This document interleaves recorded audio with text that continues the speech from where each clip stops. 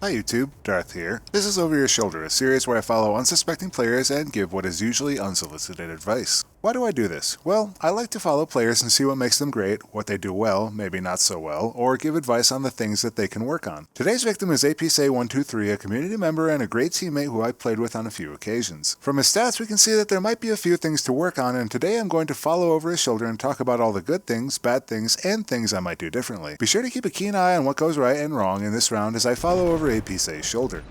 Alright, we are over APsay's shoulder, and it looks like we are sporting a quad bike as support.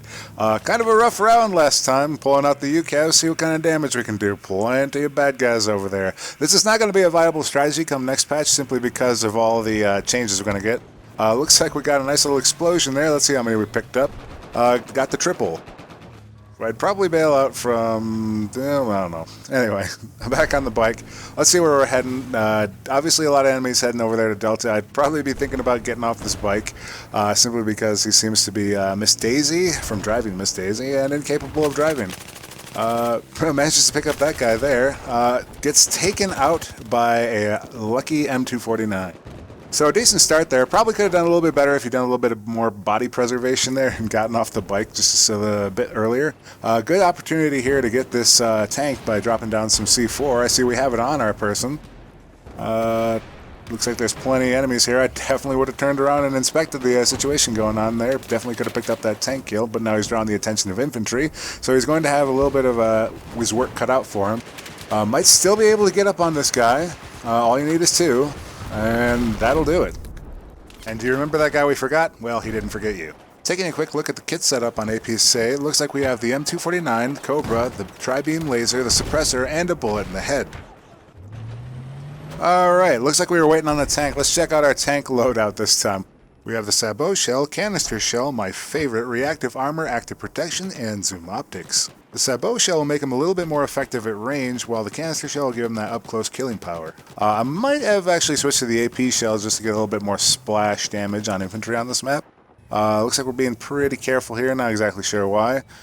Decided, nope, got back in. Gotta be careful with that, you never know when there's going to be an enemy nearby. Maybe a little bit of a brain fart there, who knows. Moving right along, let's take a look at the tabletop and see what kind of situation we have going on.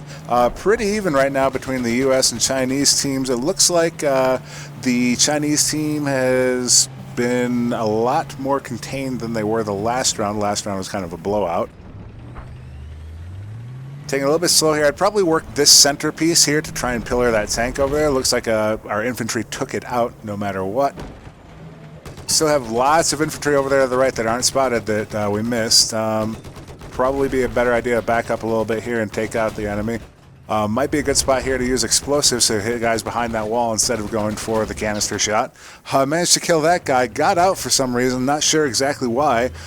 Being targeted currently by that, got out of the tank. Not something you ever want to do. You've left that tank in enemy territory. It could have been very easily picked up by an enemy there. Holding down the trigger, also something you want to try and shy away from. Finally manages to get shot in the face by an enemy sniper. So we're back on the ground, took out a final enemy there. Let's take a quick look at his setup and see if we can manage to get rifled off before we die again. We have the M249, the Cobra, the tri-beam laser, suppressor, and an angled grip. This is a pretty decent setup. It's decent for tap firing with the angled grip. The laser sight gives it a little bit of hip fire in close range. It's pretty much up to personal preference there. Holding down that trigger probably just a little bit too long. He might actually do better with the stubby grip if he's going to let off bursts that long. Gets behind cover there after taking quite a bit of damage. Probably could have been shot down. Finds the health kit. I'd probably sit on that a little bit longer and get a little bit more than 38 health. Right now you have 2 shots and you're dead. 1 headshot and you're gone. Running out into the open here as far as the point goes, I probably would try to stay on the periphery a little bit more. When you run to the open center of a point, it's pretty much where everybody's given to be looking at any time. That's just about where every spawn point looks. Might be a good idea to throw some C4 around here. Goes in for the kill, gets taken out by those easy few shots that it was necessary. So we're back in at the same spot. Looks like the team has managed to come up with Charlie. Chinese team holding on, even though it's about 100 points in the U.S. team's favor right now. APsay is not doing himself any favors with a couple of easy-to-avoid mistakes, but so far so good. Not quite as bad as the last round was for either the team or APsay. Alright, so here in this situation, we've got smoke and C4 going down. Now's a good time to slow play it and not run it. So far, some very aggressive play that's been costing us pretty dearly. It looks like there's an MAV overhead. You definitely want to keep an eye on that mini-map for threats that are up and coming. You want to keep an eye out for enemy ordnance, especially when it's on the ground like it was in the previous life. It looks like our team is pushed up to this echo point. The American team is still in charge of 3 points, which means they still have control of this map. It's still a 100-point split, and we are currently working our way back towards Charlie. I would probably start thinking about Delta here. It looks like we are sailing one UCAV over there and not going to find much. Taking a look down the range, see if we can see something else. Almost manages to come up with that guy, but not quite. We can see that there was an enemy next to Echo over there that I would probably start tracking down here. We can see a couple of things being laid on our vision here. I don't know if he actually sees those. I suspect he may not. That could be a bug. In any case, I would definitely get on that point right now rather than sort of trying to wait for the enemy to come to him. Because if the enemy manages to take this point, you're going to have more than one to deal with. Oh, and we walked out just a little bit too quickly there. A good situation where it might have been a better idea to peek rather than to push. I probably would have turned that laser off too. Now you can see that dead body on the bus. That's something I'd probably be a little bit worried about. I suspect that we have a sniper looking in this general direction. I'm not sure if we're either AFK or formulating a plan right now. Could be either way. In any case, I'd probably try to do a crouch here and take a peek at the right side and see what I can come up with. You may actually get a little bit fortunate here and just happen to be behind enemy lines when he comes back up. In any case, I'm not really a fan of just sitting here on the bus, although it would be kind of fun if you can control it. Looks like we're back up finally. Now we are going to be in some trouble because we are in the middle of at least 4 enemies that were looking at us. I think I would have stayed on the bus in that case and actually managed to try to pick off a few people. So we had a hot start that's been tempered a little bit by some poor decision making. Back up. By the way, the last round we switched to a sniper rifle. Not doing us any good so far. Probably not a map I would really pick one out on. Back up again. Already in trouble and back down again. So we're back up again and take a quick look here at the third person. SR-61, rifle scope, green laser, straight pull. Pretty typical for a sniper. Probably not the loadout I would pick on this round. It has not done him any favors in the last few rounds. Going in for a little bit too close of a comeback there. I think might not have been a bad idea to go with any other weapon. So reflecting a bit here, this is probably the point at which you say, what loadout should I be using and what should I be doing to switch up my play behavior, because it's clearly not working. As I was saying, any other weapon might be a good idea here. I think a lot of the last few deaths have been simply getting flustered and not really having a good plan on what to do in a given situation. Probably not a good idea to stand out here in the open as you're exposed from both sides and a heck of a lot of fire. Back out again. I probably would have stayed inside the train car for at least giving a little bit of cover.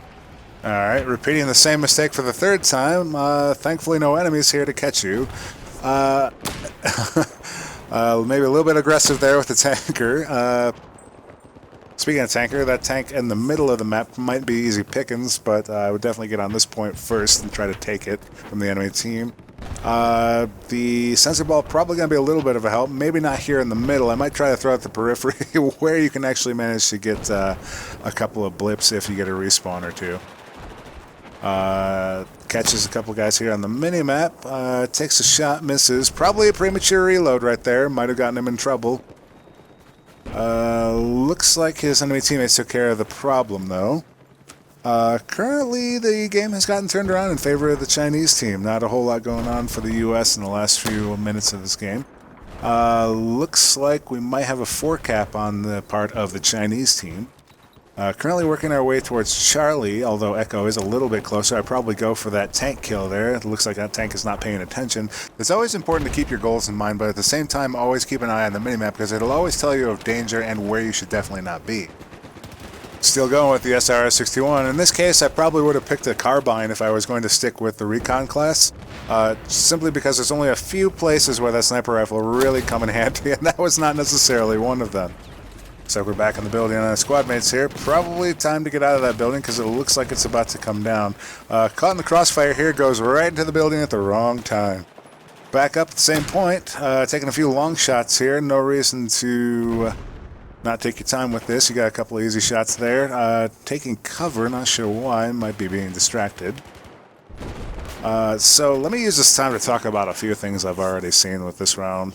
This is a classic example of a player who starts off hot, has a good plan, and then as the round goes on, maybe not thinking about certain things that are going on, or maybe trying to play a certain way and not really working out for them. But definitely try to adapt your play experience based on what you've seen before and what you know works. And I can't imagine that this has ever worked. Getting in a little bit of trouble here. It might be time to consider a slower play here. Surrounded by enemies, not really much of a chance there, especially as a sniper.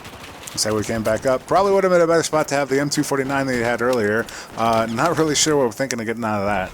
This is the point at which APsay goes down for the count. Since there's a lot of things I think he can work on, I'm just going to use the rest of this time to talk about what went right, what went wrong, and what can be worked on. First, APsay was a very aggressive player, and that's a great foundation on which to build towards playing the objective. In that vein, there were a lot of times when he could have been on a capture point and was not. So the first thing to work on would be making sure you're actually on the objective. Next, there were a number of times when he was on the objective but in plain sight. Instead of trying to capture the point from the middle, find an area on the outskirts with as few visible locations to you as possible. Wait for the enemies to show themselves and then take them down.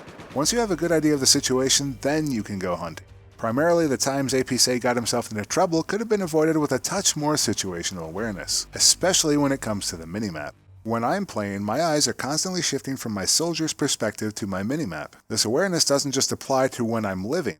When spawning on teammates in the middle of firefights, it's probably best to seek cover before pushing. But even before that, think about where you can spawn, as it may even be in your best interest to pick a point that isn't under attack in order to make a better push on the enemy. Also, when you're under pressure, be sure you're still taking the time to properly burst weapons. There was at least one occasion on where the long fire from the M249 cost APsay his life.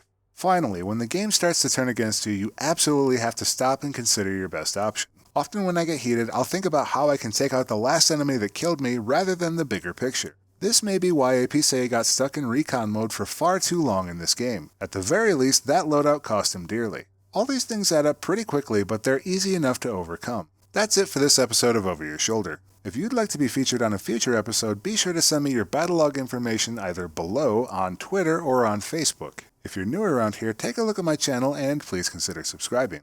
As always, thanks for watching, and I'll see you next time, YouTube.